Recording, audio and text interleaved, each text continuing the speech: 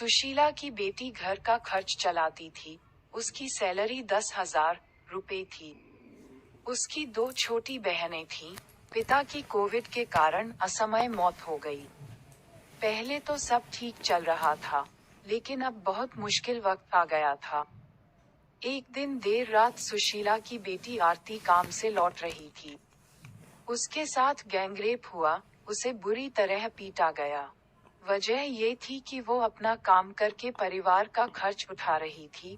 लोगों को उसका कॉन्फिडेंस पसंद नहीं था, इसलिए वो इस घटना के जरिए उससे बदला लेना चाहते थे।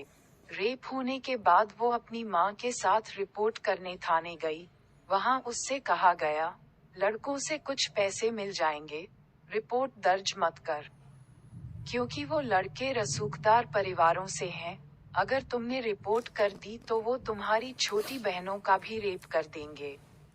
तब मां भी डर गई, बोली, चलो यहाँ से, ये साहब सच बोल रहे हैं। अगर थाने में केस कर दोगे तो कौन काम करके पैसे लाएगा, घर कैसे चलेगा। तान्या बहुत अच्छे परिवार से थी। वो आईटी सेक्टर में काम कर रही थी। उसे एक बहुत अच्छा दोस्त मिल गया था। उसका नाम राहुल था। दोनों बहुत अच्छे पैसे कमा रहे थे।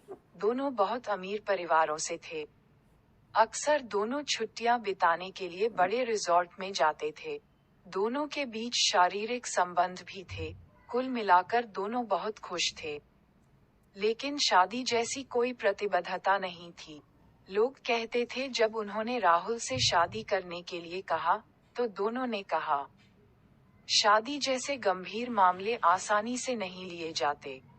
एक बार राहुल और तान्या छुट्टियां मनाने गोवा के एक बड़े रिजॉर्ट में गए। किसी बात पर उनका झगड़ा हो गया। उसी रात राहुल नशे में था।